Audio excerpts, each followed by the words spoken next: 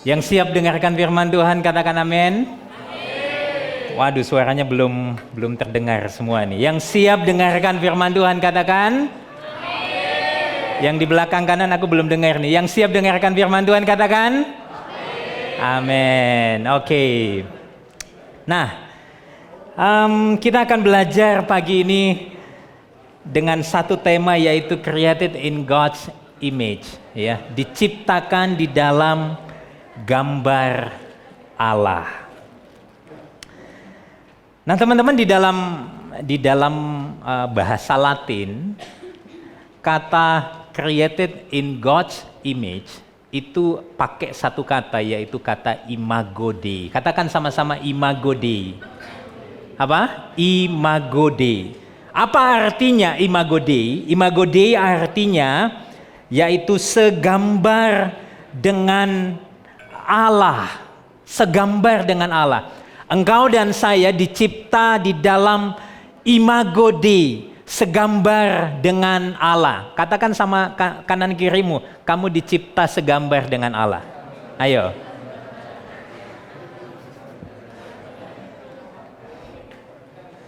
Kalian tahu apa artinya segambar dengan Allah? Nah, kita mau baca satu kebenaran firman Tuhan di dalam Kejadian pasal 1. Ini nggak kelihatan sama sekali ya. Kalian buka Alkitab kalian ya.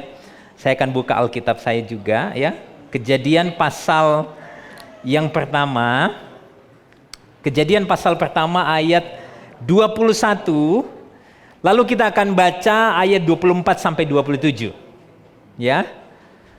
Kitab Kejadian, kitab yang pertama di dalam Alkitab, pasal 1, ayat 21, lalu kita nanti lompat ke ayat 24 sampai 27. Oke? Kejadian, pasal 1, ayat 21, lalu ayat 24 sampai 27.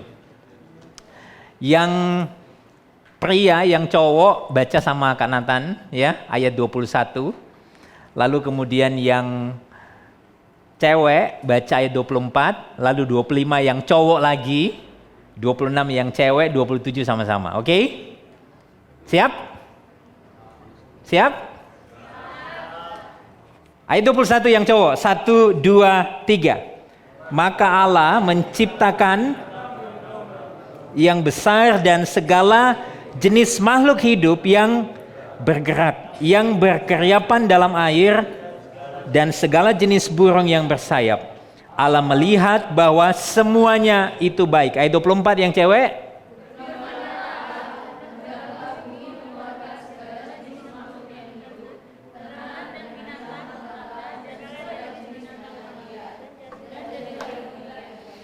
Ayat 25. Allah menjadikan segala jenis binatang liar dan segala jenis ternak dan segala jenis binatang melata di muka bumi. Allah melihat bahwa semuanya itu baik.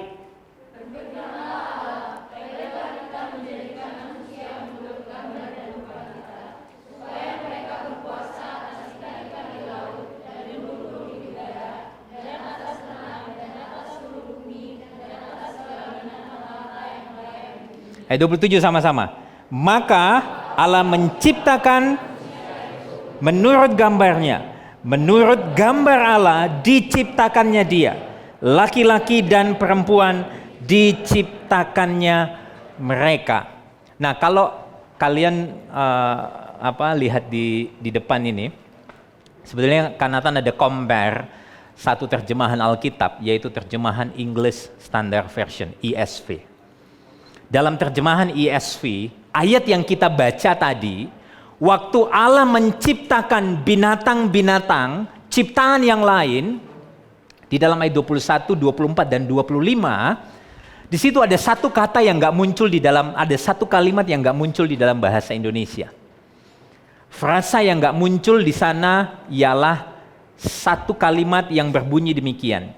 According to their kinds.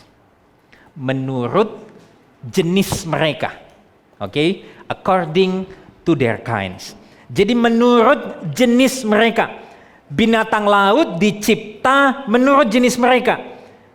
referensi ciptaan binatang laut yaitu binatang itu sendiri. Oke? Tetapi kalau kita compare dengan penciptaan manusia, Allah itu tidak mencipta manusia according to their kinds. Tapi Allah mencipta manusia, dikatakan apa? Seturut gambar dan rupa siapa? Allah. Ini sesuatu yang menarik oleh karena apa? Kita dicipta bukan referensinya. Oke, misalnya ya, aku ambil contoh nih ya. Kamu namanya siapa? Siapa? Owen. Owen dicipta referensinya saya. Jadi Owen karena referensinya saya, setidaknya ada sesuatu yang mirip dari Owen dengan saya. Tapi apakah Owen dicipta menurut saya? According Nathan? Enggak. Tetapi seturut dengan gambarnya Allah. Oke? Siapapun engkau hari ini, engkau dan saya dicipta seturut dengan gambar Allah. Referensi Tuhan waktu mencipta manusia yaitu dirinya sendiri. Sekali lagi ya, Kanatan bilang begini, referensi Tuhan waktu mencipta engkau dan saya adalah dirinya sendiri. Bukan binatang, referensi ciptaan kita ini bukan binatang. Kita tidak punya kemiripan dengan binatang. Begitu juga dengan tanaman. Itu sebabnya menurut saya, menurut Kak Nathan, sekalipun teori Darwin mengatakan bahwa manusia dari monyet, saya percaya nggak ada dari antara kalian yang pengen dibilang nenek moyangmu monyet. Ada yang bilang, nggak apa-apa pastor, nggak apa-apa Kak, aku nggak apa-apa dibilangin nenek moyangku monyet. Ada yang mau begitu?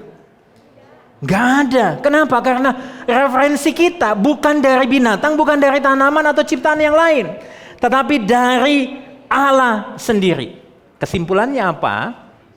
Kalau binatang dicipta oleh Allah menurut jenis mereka masing-masing, manusia dicipta seturut dengan gambar Allah. Ini artinya waktu kamu lihat sesamamu, waktu kamu lihat teman samping kanan, di samping kiri, di depan, di belakangmu, kamu lihatnya dengan kacamata apa? Dicipta seturut dengan gambarnya Allah. Celakanya begini, celakanya kita hari ini lebih mencintai yang bukan manusia dibanding manusia. Oke? Celakanya kita lebih cenderung mencintai yang bukan manusia dibandingkan manusia. Betul apa betul? Betul apa betul? Kadang-kadang kita itu lebih mencintai binatang kita dibandingkan sesama kita. Kita lebih mencintai tanaman kita dibandingkan sesama kita. Puji Tuhan, ada yang bilang enggak. Ya. Tapi itu realitanya. Itu sesuatu yang terjadi. Tetapi kita mesti masuk lagi lebih dalam. Apa sih artinya dicipta dengan gambarnya Allah? Kata segambar itu pakai satu kata yaitu image. Ya, image. Makanya tadi kita bilang imago. Kata image itu berasal dari kata Latin imago. Image. Nah, kata image itu punya arti yang serupa dengan kata represent. Mewakili.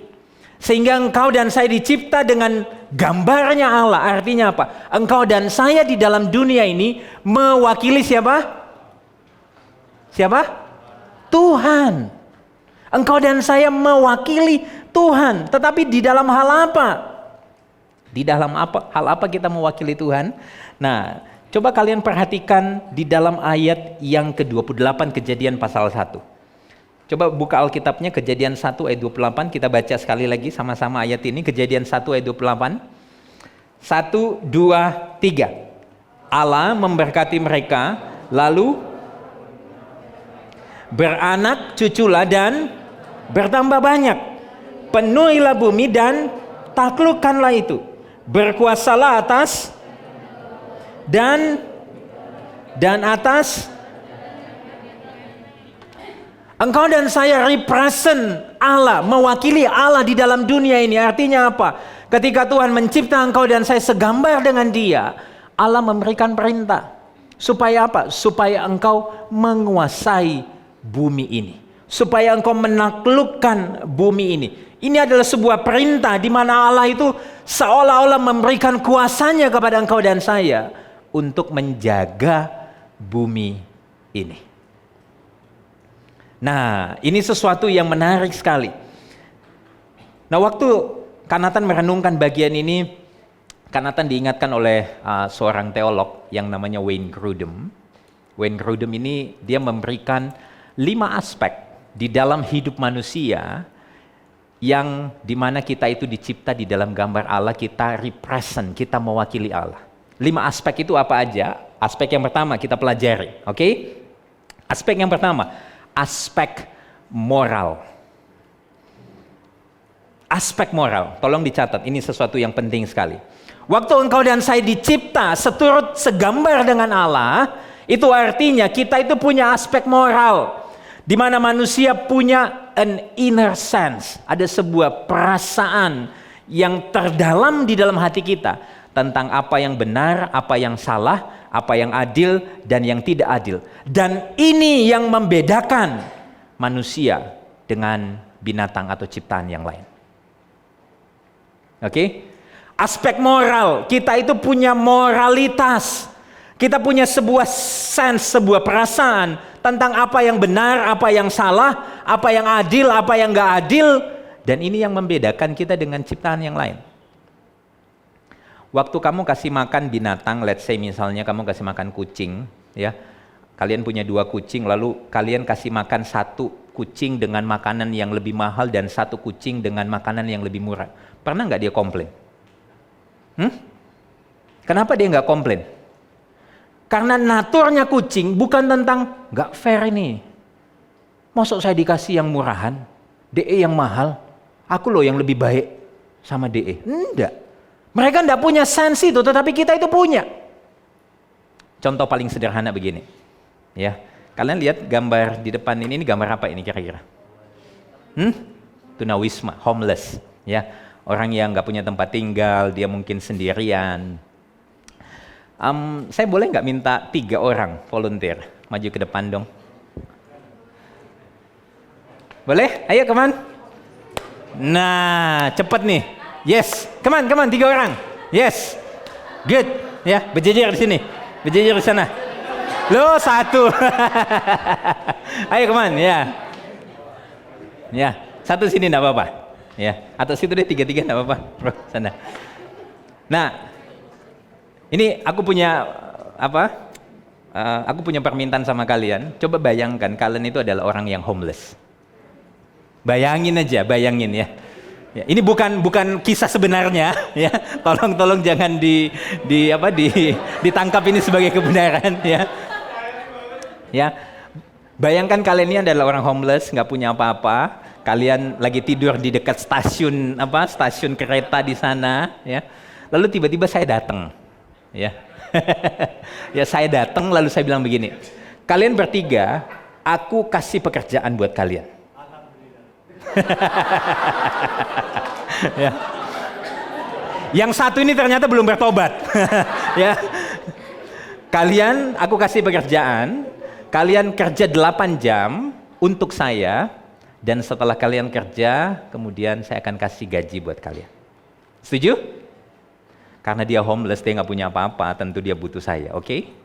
Lalu dia bekerja, bla bla bla dan sebagainya. Lalu kemudian singkat cerita, setelah 8 jam, aku kasih duit. Ya. Kalian sih nggak mau tadi datang, begitu saya minta 3 orang, kalian nggak mau naik kan? Nah, mereka dapat nih. Yang 1 aku kasih uang warna biru, ya. Terima kasih. Yang 1 aku kasih uang warna hijau. Yang tadi bilang alhamdulillah nih. Karena belum tobat, aku kasih yang warna ungu. Nah, tidak berhenti di situ. Aku pengen nanya, sama yang dapat uang 50.000 dulu. Kamu dari homeless, nggak punya apa-apa, cuma kerja 8 jam, kemudian aku kasih kamu duit 50.000, apa perasaanmu? Bersyukur. Bersyukurnya kayak kepaksa banget ya. Bersyukur, kurang ini pastor. Ya. Senang udah bisa beli makan. Wah, juga aku. Enggak ya? Cukup beli Hokben lah ya. Nah, oke, dia bersyukur, dia senang. Oke, of course. Kenapa? Karena dia dapat uang, ya. Tapi bagaimana dengan kamu yang kerja 8 jam, tapi kamu cuma dapat 20.000? Apa perasaanmu? Ya ini buat dulu bisa beli Indomie. Ada nggak perasaan bersyukur? Ya kalau 50 ya lebih gede. Coba ya kalian lihat ya, ini insting natural kita. Sama-sama kerja 8 jam, tapi aku kasih 50, 20 dengan 10.000. Yang 20 bilang begini, ya kalau lebih bersyukur dong kalau kasih 50.000 kan, oke? Ya. Sekarang kita tanya sama yang 10.000. Ya. Apa perasaanmu dapat 10.000?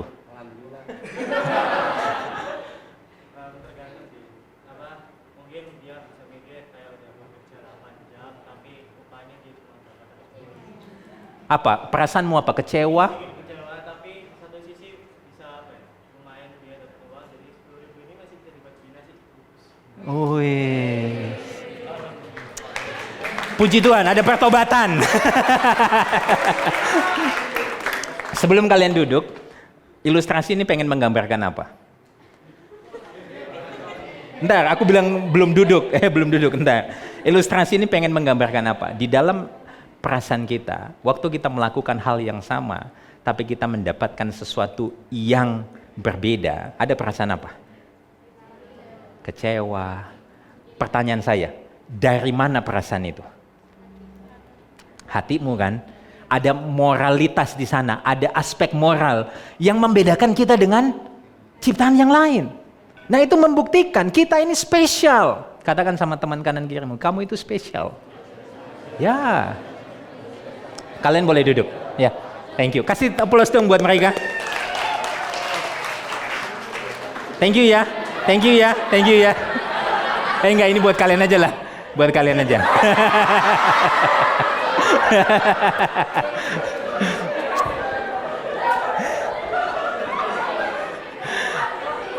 Oke.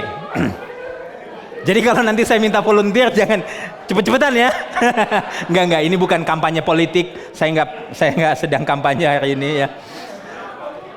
Itu blessing ya. Tapi begini, waktu kalian yang enggak dapet, kira-kira apa perasaanmu? Biasa aja. Good. Tapi aku mau bilang sama kalian, waktu Tuhan cipta kita segambar dan serupa dengan Allah, kita punya yang namanya aspek moral. Itu yang pertama. Ada inner sense tentang apa yang benar, apa yang salah, apa yang adil, apa yang gak adil. Yang kedua, aspek yang kedua. Ini bicara tentang aspek spiritual. Tulis ya, aspek spiritual. Aspek moral, aspek spiritual. Apa maksudnya aspek spiritual? Lihat gambar ini. Ini gambar apa ini? Orang lagi doa. Pertanyaan saya, kira-kira kenapa orang ini berdoa? Mau minta tolong. Keluarganya di rumah sakit, oke. Ya, mulai makin tragis. Lain minta tolong keluarganya di rumah sakit. Ada lagi. Kenapa kira-kira orang ini doa? Hah? Punya apa? Punya keyakinan kepada Tuhan. Pertanyaan saya, kenapa dia punya keyakinan kepada sesuatu yang dia tidak lihat? Karena dia percaya. Oke. Bukankah kalau kamu pengen minta tolong keluargamu sakit, lebih baik kamu minta tolong sama siapa? Sama orang yang kelihatan. Oke? Tapi kenapa kita itu berdoa? Kenapa dia berdoa? Karena merasa tidak mampu. Very good. Tapi pada akhirnya kalau kita mau jujur, ada sebuah apa? Seperti yang saya katakan di bagian ini. Manusia punya kehidupan rohani yang memungkinkan untuk berrelasi dengan Allah sebagai pribadi. Mereka berdoa kepada Tuhan, mereka menyembah dan mendengar Dia berbicara kepada kita melalui firman-Nya. Jadi waktu kita dicipta segambar dan seturut dengan Allah, kenapa kita mau berdoa? Karena apa? Karena ada sebuah kesadaran. Kita itu pengen berelasi dengan Allah yang mencipta kita. Betul? Ini yang kedua. Yang ketiga, aspek apa? Aspek mental.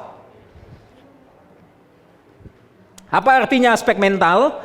Bahwa manusia punya kemampuan akal budi untuk berpikir dan beradaptasi dengan lingkungan yang juga membedakan manusia dengan binatang. Jadi aspek mental itu adalah aspek di mana manusia punya kemampuan akal budi untuk berpikir dan juga beradaptasi dengan lingkungan yang kemudian membedakan manusia dengan binatang. Oke, apa contohnya? Nah, kalau gambar yang pertama ini gambar apa ini? Hah? Bird nest. Oke, ini tempat sangkar burung. Kalau kalian dulu waktu saya remaja seperti kalian, saya suka lihat ke pohon-pohon gitu ya, cari apakah ada sangkar burung, apakah masih ada telurnya di sana, apakah ada anak burung di sana. Saya senang tuh melihat itu. Tapi sampai sekarang saya tidak pernah lihat sangkar burung itu berubah jadi kayak begitu. Kalian pernah lihat bangunan apa itu? Hah? Bukan Batranu. Tapi thank you ya, kamu sudah mencoba menjawab ya. Ya. Itu adalah ini aku catat, itu adalah sebuah museum yang namanya The Ordos Museum di Ordos City, Mongolia, China. Oke. Yang bentuknya mirip sangkar burung. Tetapi begitu kompleks. Oke? Nah, manusia dan binatang ataupun ciptaan yang lain itu berbeda sekali. Dalam aspek apa? Yang ketiga tadi, mental. Kita punya kemampuan akal budi untuk berpikir dan beradaptasi. Berbeda dengan binatang yang lain. Waktu burung buat sangkarnya, apa yang dilakukan? Dari tahun ke tahun, bahkan mungkin sampai kekekalan nanti, ya, sampai Tuhan datang, dia buat sangkarnya itu dari apa? Jerami, ranting. Pernah nggak? Kalian pernah lihat burung buat sangkarnya dari emas? Gak pernah. Dari batu bata? Gak pernah. Kenapa? Karena mereka tidak punya kemampuan itu. Tapi engkau dan saya punya kemampuan itu. Amin. Yang pertama tadi aspek apa? Moral. Yang kedua? Yang ketiga? Yang keempat? Aspek relasi. Tulis. Relasional. Relasi. Yang dimana manusia punya kemampuan berelasi dengan sesamanya yang jauh lebih kompleks daripada dengan ciptaan yang lain. Serta kalau kita tadi baca, manusia diberi kuasa atas ciptaan yang lain. Ya. Jadi bukan hanya aspek moral, spiritual, mental, tetapi kita juga punya aspek relasional. Apa artinya aspek relasional? Misalnya, kalian lihat gambar ini, gambar apa? Ya serigala ya boleh lah ya. Ini saya nggak tahu ini jenis anjing apa atau serigala. Tapi kemudian ada seorang pria yang apa? Yang mengendarai binatang-binatang ini. Manusia bisa bersahabat dengan binatang, oke? Ada yang punya peliharaan di sini binatang? Ya. Yang punya? Kamu punya? Hah? Apa? Burung. Oke, kamu bisa tunggu dulu. Aku mau dengar dari dia. Namamu siapa? Kay. Kay, kamu punya peliharaan burung. Oke. Kamu seneng nggak ngobrol dengan burung setiap hari? Hah? You don't know. Oke. Kalau compare begini, kamu seneng nggak ngobrol dengan teman dekatmu? Kenapa kamu senang?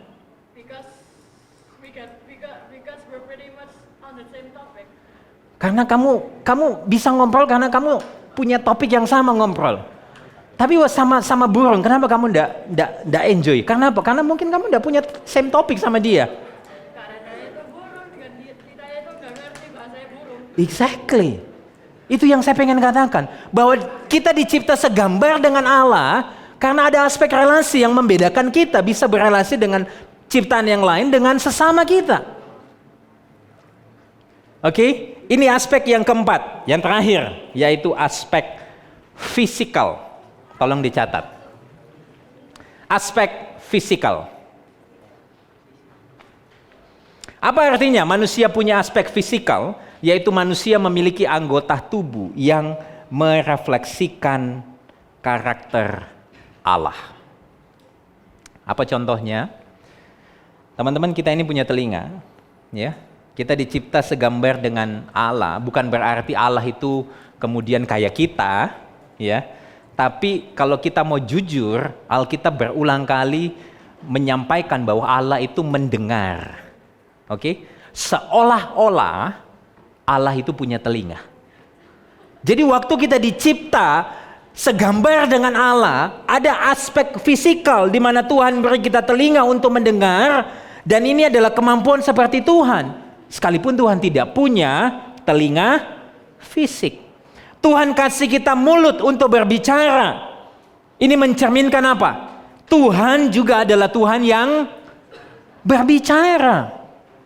Sehingga kalau kita mau melihat kehidupan kita sebagai gambar dan rupa Allah, kita ini dicipta dengan sangat unik. Dengan kata lain, Kak Nathan pengen bilang begini. Setiap manusia, baik itu laki-laki atau perempuan, dicipta segambar dengan Allah. Dan baik laki-laki atau perempuan merepresentasikan Allah. Kalian sampai di sini ngerti? Oke, clear? Nah, tapi waktu manusia jatuh dalam dosa, apa yang terjadi? Gambar Allah itu rusak. Kalau dalam bahasa Kak Nathan hari ini adalah waktu manusia jatuh dalam dosa, gambar Allah telah menyimpang, terdistorsi. Tetapi, ini coba perhatikan, tetapi tidak hilang.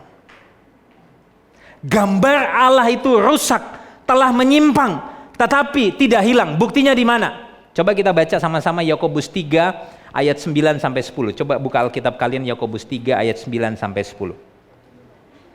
Yakobus pasal yang ketiga ayat 9 sampai ayat yang ke-10.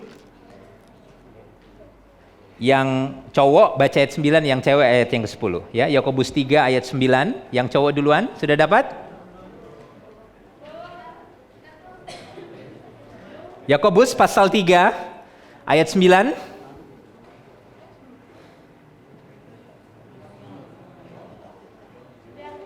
Sudah? Yang cowok sama-sama Kak Nathan, 1, 2, 3.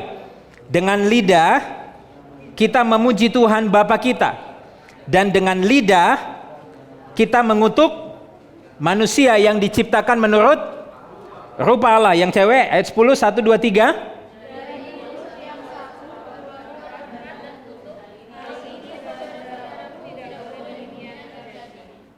Setelah manusia jatuh dalam dosa, sekalipun manusia beranak cucu di dalam dunia ini, gambar Allah di dalam diri manusia itu tidak hilang, tetapi rusak, menyimpang. Waktu kita dicipta hari ini, waktu manusia jatuh dalam dosa, kelima aspek itu rusak. Aspek yang pertama tadi aspek apa? Moral. Kita tahu yang mana yang benar, yang mana yang salah, yang mana adil, yang gak adil. Tetapi ketika kita jatuh di dalam dosa, yang terjadi apa? Yang benar bisa jadi salah, yang salah bisa jadi benar. Lalu yang kedua, aspek apa tadi? Aspek spiritual. Manusia yang tadinya dekat dengan Allah, setelah jatuh dalam dosa, apa yang terjadi? Alkitab mencatat manusia tidak mencari Allah. Oke, itu di dalam surat Roma. Manusia nggak cari Allah. Aspek yang ketiga tadi aspek apa? Mental. Bicara tentang apa? Akal budi, kemampuan kita berpikir, beradaptasi. Waktu manusia sebelum jatuh dalam dosa, apa yang terjadi? Mereka berdamai dengan seluruh ciptaan. Tetapi setelah manusia jatuh dalam dosa, manusia mengeksploitasi. Manusia jadi brutal dengan apa? Ciptaan yang lain. Bahkan dengan sesama manusia. Aspek yang keempat apa? Aspek relasi. Kita tahu kita itu punya kemampuan berelasi dengan orang, dan yang tadinya mereka saling mengasihi satu sama lain sebelum jatuh dalam dosa. Setelah manusia jatuh dalam dosa, apa yang terjadi? Kecenderungan hati kita itu saling menyakiti, bukan mengasihi. Aspek yang terakhir, aspek fisikal. Waktu kemudian manusia jatuh dalam dosa, telinga kita ini, mulut kita ini kita suka pakai untuk apa? Untuk mendengar sesuatu yang tidak menyenangkan Allah, untuk berkata-kata sesuatu yang tidak menyenangkan Allah. Jadi gambar Allah itu sudah rusak, sudah terdistorsi. Saya kasih contoh. Ada yang nggak pernah bohong di sini? Saya turun tangan. Kamu nggak pernah bohong? Abis ini ngaku dosa ya. Siapa yang nggak pernah bohong? Nggak ada? Siapa yang pernah bohong? Angkat tangan. Puji Tuhan. Ada lagi? Jujur semua ya. Pertanyaan Kak Nathan begini. Siapa yang ngajarin kalian bohong? Hah? Temen mulai saling menyalahkan nih. Temen yang nyalahin, temen yang ngajarin. Lihat ya. Gambar Allah itu sudah rusak. Aspek relasi kita sudah mulai apa? Kelihatan rusak kan? Kita mulai nyalain. Ada yang bilang gini. Ada yang orang tua dari kalian itu ngajarin, nanti kalau kamu ketemu si itu, bohong aja, nggak apa-apa. Bohong itu nggak dosa. Ada yang pernah ngajarin gitu orang tuanya? Gak ada. Kenapa? Karena itu keluar dari natur kita yang berdosa. Ada pernah orang tua kalian yang ngajarin begini, kalau kamu ke sekolah, nggak usah dengerin ibu guru. Nah, nggak ya? Dia mulai insyaf hari ini. Ya. Gak ada, kenapa? Tapi kenapa seringkali kita nggak mau dengerin guru kita di sekolah? Karena apa? Karena natur kita di dalam dosa. Kita malas, kita nggak suka. Itu artinya apa? Menunjukkan aspek apa? Aspek spiritual kita, aspek relasional kita yang sudah rusak. Nah, sehingga karena dosa, manusia nggak mampu memperbaiki gambar Allah yang rusak itu. Karena dosa, diri kita nggak bisa memperbaiki gambar Allah yang telah menyimpang. Itu ibarat begini. Ini ibarat kaca mobil. Kaca mobil pecah. Pss, ya. Lalu kalian di tengah jalan, malam-malam gelap, kabut, kaca mobil kalian pecah. Lalu kalian nyalain wipernya. Oke? Nyalain wipernya, apa yang terjadi? Apakah kacanya bisa bersih? Apakah kacanya bisa kemudian menjadi baik kembali dan kemudian pandangan kalian bisa jernih di depan? Gak bisa. Artinya apa? Apapun yang kalian lakukan dengan diri kalian gak akan mungkin memperbaiki gambar Allah yang sudah rusak. Itu sebabnya kita butuh sesuatu yang dari luar, yang sanggup memperbaiki gambar Allah yang sudah rusak. Nah, waktu gambar Allah yang sudah rusak di dalam diri kita itu terjadi, kecenderungan kita itu adalah apa? Kita baca Roma 1 ayat 23. Kelihatan? Kelihatan? Kita baca ya sama-sama 1, 2, 3. Mereka menggantikan kemuliaan Allah yang tidak fana dengan gambaran yang mirip dengan manusia yang fana. Burung-burung, binatang-binatang yang berkaki 4, atau binatang-binatang yang menjalar. Waktu gambar Allah di dalam diri kita rusak, kecenderungan manusia dalam dosa menggantikan kemuliaan Allah yang tidak fana dengan apa tadi? Gambaran, ada kata gambar di sana. Menggantikan dengan gambaran yang fana. Gambaran yang fana ini bicara tentang apa? Bicara tentang penyembahan berhala kita. Ini bicara tentang hati kita yang sudah rusak, sehingga kita mencari yang bukan Allah dengan apa? Dengan sesuatu yang lain. Kita menggantikan Allah dengan sesuatu yang lain. Contohnya, penyembahan berhala mungkin hari ini bukan tentang patung lagi, bukan tentang gambar-gambar yang kalian lihat, tetapi penyembahan berhala ini bisa sekali bicara tentang apa? Tentang prestasi, pengakuan, penerimaan, di mana kita berusaha, berprestasi untuk apa? Bukan lagi untuk kemuliaan Tuhan, tapi supaya kita diterima oleh teman-teman kita. Oke? Seringkali yang terjadi, kita cari pengakuan dari orang lain. Untuk apa? Supaya engkau nggak ngalami yang namanya kesendirian. Tapi dengan cara apa? Dengan cara kita terus mencari pengakuan dari orang lain. Oke? Kamu membuktikan dirimu di sekolah ranking 1. Supaya apa? Mungkin supaya orang tuamu waktu kamu pulang di rumah dia bilang begini, good job nak. Tapi begitu nilaimu hanya 95, kamu pulang dengan perasaan takut. Karena apa? Karena kamu takut diomelin. Saya pernah sekali ketemu dengan remaja pemuda. Kalau nilainya A-, kalau di kampus A-, kalau di sekolah mungkin 90 atau 95, dia begitu takut pulang ke rumah. Karena mama papanya selalu bilang gini, mama papa pengen lihat kamu dapat 100, dapat A. Gila enggak? Itu sebabnya dia mati-matian belajar. Dia mati-matian kemudian mengerjakan seluruh ujiannya. Tapi begitu dia dapat hasil yang tidak maksimal. Dia sedih, dia kemudian depresi. Karena apa? Karena dia nggak pernah dapat penerimaan. Tapi yang menjadi keliru karena apa? Karena dia mencari itu dari orang lain. Bukan berarti begini ya, bukan berarti kalian tidak perlu sekolah sungguh-sungguh. Saya nggak ngomong itu. Tapi kalau pencarian kita untuk prestasi, pengakuan, penerimaan, kita cari dari orang lain, itu jelas membuktikan apa? Gambar Allah dalam diri kita sudah rusak. Nah, itu sebabnya. Tadi Kak Nathan bilang gini, gambar Allah yang sudah rusak nggak bisa kita perbaiki dengan diri kita. Kita butuh sesuatu yang dari luar. Ada seorang tokoh gereja namanya Agustinus, dia mengatakan sebuah kalimat demikian.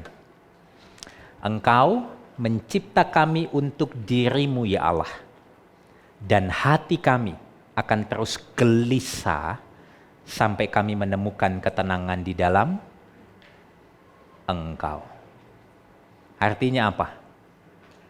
Gambar Allah yang sudah rusak tidak mungkin akan pulih dengan upaya kita. Pencarian kita akan apapun di luar Allah akan selalu membuat kita gelisah. Kita bisa menemukan rest, ketenangan waktu kita berjumpa dengan Allah. Waktu kita berjumpa dengan Allah. Dengan kata lain, hanya Sang Pencipta yang sanggup memulihkan gambar diri kita yang telah rusak. Hanya Sang Pencipta yang sanggup memulihkan gambar diri kita yang rusak. Bagaimana caranya? Coba kita buka. Coba kalian buka deh Alkitab kalian, Kolose 1 ayat 15 sampai 22. Kolose 1 ayat 15 sampai 22. Sekarang gantian ya, yang cewek silakan baca duluan ayat 15, yang cowok ayat 16. Begitu seterusnya kita baca sampai ayat 22 ya. Kolose 1 ayat 15 sampai 22. Sudah siap yang cewek? Belum? Kolose 1 ayat 15 sampai 22. Perjanjian baru dong. Kolose 1 ayat 15 sampai 22. Ayat 15 yang cewek. 1, 2, 3.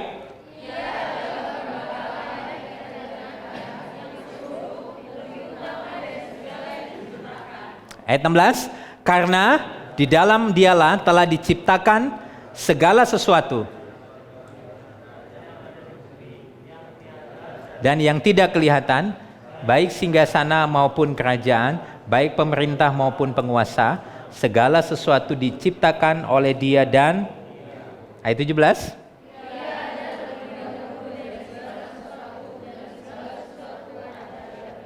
Ayat 18. Ialah kepala tubuh yaitu jemaat, ialah yang sulung yang pertama bangkit dari antara orang mati, sehingga ia yang lebih utama dalam ayat 19. Ayat 20. Dan oleh dialah ia memperdamaikan segala sesuatu dengan dirinya, baik yang ada di bumi maupun yang ada di surga, sesudah ia mengadakan pendamaian oleh darah salib Kristus. Ayat 21.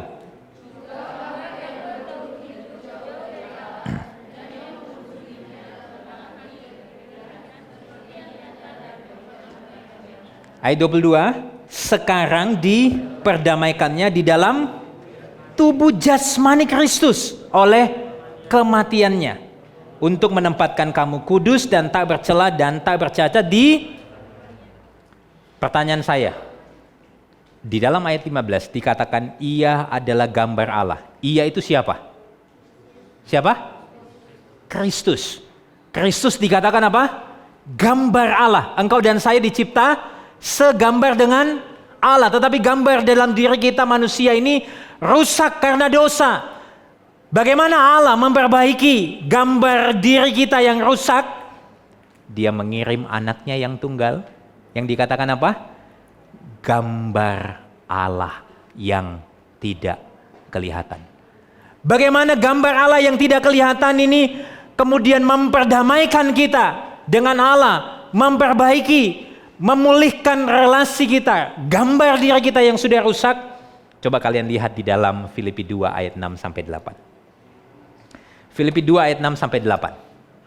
Apa yang Allah lakukan untuk memperbaiki gambar diri manusia yang sudah rusak?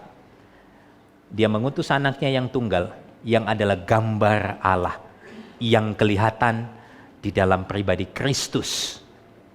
Apa yang dia lakukan? Apa yang Kristus lakukan? Ayat 6 sampai 8 kita baca sama-sama. Filipi 2 ayat 6 sampai 8. 1, 2, 3. Yang walaupun dalam rupa Allah tidak menganggap kesetaraan dengan Allah itu sebagai milik yang harus dipertahankan, melainkan telah mengosongkan dirinya sendiri dan mengambil rupa seorang hamba dan menjadi sama dengan manusia, dan dalam keadaan sebagai manusia ia telah merendahkan dirinya bahkan taat sampai mati, bahkan sampai mati di...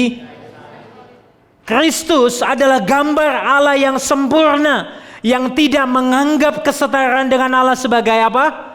Milik yang harus dipertahankan. Dia justru mengambil rupa seorang hamba. Jadi manusia, di dalam keadaan sebagai manusia, dia bahkan taat sampai mati, bahkan sampai mati di kayu salib. Untuk apa? Untuk apa? Untuk engkau dan saya. Seorang tokoh yang namanya C.S. Lewis, dia pernah mengatakan sebuah kalimat demikian. Anak Allah jadi manusia untuk memungkinkan manusia jadi anak-anak Allah.